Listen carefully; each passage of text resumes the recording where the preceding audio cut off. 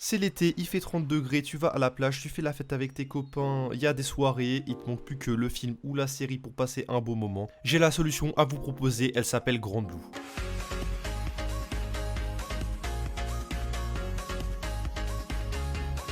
Je pense que vous en avez déjà entendu parler, mais je vais vous faire un petit résumé rapide si c'est pas le cas. On suit l'histoire d'Iori Kitahara qui déménage dans la ville côtière de Izo. Il va à l'université pour draguer des filles et s'amuser. Il intègre entre autres aussi un club de plongée de son oncle et on va le suivre dans sa nouvelle vie qui va être remplie d'événements aussi farfelus les uns que les autres. C'est clairement l'un des animés les plus drôles que j'ai vu et celui qui représente le mieux la vibe de l'été, la plongée, la fête, l'alcool.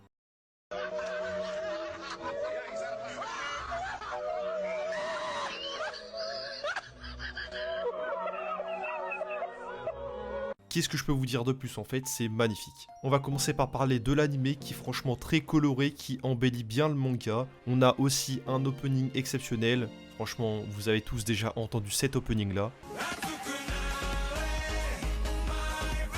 C'est accessoirement maçonnerie de réveil, je suis de bonne humeur tous les matins, en fait c'est obligé. On a des OST qui te mettent dans cette vibe été. On a une animation correcte qui s'est sortie je crois en 2018 Grand Blue. Ouais, l'animation elle est propre, c'est sympa.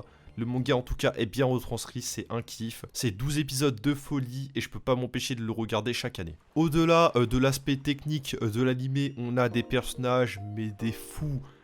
Des dégénérés en fait. C'est franchement le mangaka quand il a écrit ça, je pense que il a pas fait un personnage totalement normal. À commencer par son protagoniste Iori, qui au-delà de nous faire rigoler sur chaque scène, il a un vrai développement avec la plongée, qui du coup est une passion qu'il découvre au début de l'œuvre. On le voit s'améliorer étape par étape. J'adore personnellement cette activité parce que j'en ai fait il y a quelques années et ça m'a marqué. Mais du coup au-delà de la plongée, il y a du développement avec les autres persos, à commencer par Shisa, qui est sa cousine et qui réapprend à mieux la connaître. On a des situations assez drôles avec elle. On a ce délire de faux couple. On a justement cette passion commune de la plongée. Donc ouais, c'est Shisa, excellent personnage.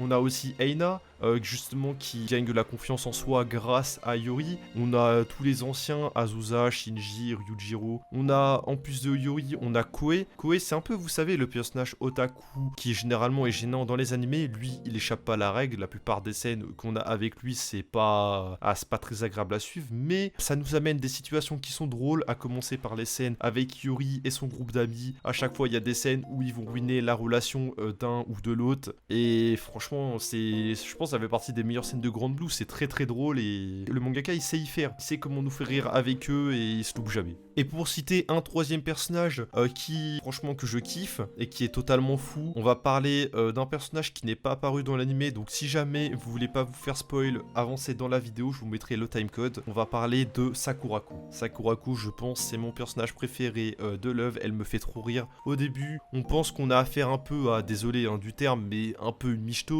C'est-à-dire qu'elle aime que les beaux mecs, qu'elle aime que ceux qui ont de l'argent. Et on voit qu'on contacte d'Iori, elle va changer. Elle change d'abord avec le râteau qu'elle a pris de Naomi. On la voit pleurer sur l'épaule d'Iori. On la voit remettre un billet de concert pour Koei pour se faire pardonner. On voit qu'elle l'aime désormais, on voit qu'elle veut le faire craquer par tous les moyens. On l'a vu à partir de l'arc retour à Okinawa.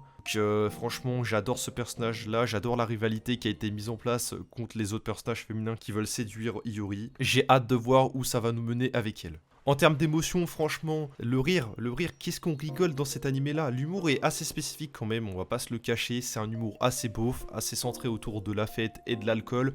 Donc oui, ça peut pas plaire à tout le monde, mais personnellement, ça fait 4-5 fois que je regarde l'animé. Je rigole toujours autant en fait, c'est ça le truc, je peux pas m'empêcher, je connais ce qui va se passer, mais c'est trop drôle en fait. C'est la situation dont c'est amené par le manga, même par l'animé, c'est bien fait en fait, c'est vraiment drôle. Je sais pas qu'est-ce que je peux vous dire de plus. Et au-delà de l'aspect du rire, on a du développement en fait. Plus on avance, plus il y a de développement, plus Grand Blue ça se mélange, ça devient une comédie slice of life, un peu comme Kaguya-sama, je sais pas si vous voyez ce que je veux dire. On a du développement entre les personnages, notamment avec Sakurako, Eina et Shisa. C'est du développement autour d'Iori, mais on a aussi Koe, enfin à peu près tous les personnages sont mis en avant. Ça fait plaisir. Et ouais, en termes d'émotion, on est grandement servi dans Grand Blue. Et pour ce qui est du scénario, donc comme j'ai dit, de plus en plus de développement avec ceux qui aiment Iori, à voir justement qui il va choisir, je pense que ça va être très drôle à suivre. Et côté plongée dans le manga, Iori, il a actuellement le niveau 2 de la certification du PADI qui s'appelle le PADI Advanced Open Water, qui lui permet de plonger jusqu'à 30 mètres de profondeur. Et le temps que le manga continue, il a encore 2 niveaux à passer qui va lui permettre d'atteindre 60 mètres, de pouvoir encadrer des groupes et de gérer la sécurité. Je pense que le mangaka va parfaitement respecter cet aspect-là. Et dans tous les cas, j'ai hâte de ce compter. En fait, j'adore ce côté plongée parce que tout le temps, on a des planches de fond marin qui sont très bien dessinées. Ça, on n'en a pas parlé d'ailleurs. Le mangaka, je sais pas ton nom, franchement, il est trop fort au niveau dessin. Les planches de fond marin, elles sont tout le temps belles, et même dans l'animé, c'est parfaitement retranscrit, c'est détaillé, c'est riche en détails, franchement, ça on peut que le dire. Donc j'espère que le manga il continuera encore un petit moment justement pour ce côté plongée et même pour ce côté développement entre les personnages parce que c'est très bien fait, j'adore. On espère vite une saison 2 parce que encore une fois ça va être très drôle à suivre. Donc voilà, j'espère que la vidéo vous a plu, si c'est le cas n'hésitez pas à lâcher un pouce bleu et à vous abonner. Et sur ce, c'était Miyuki pour vous servir.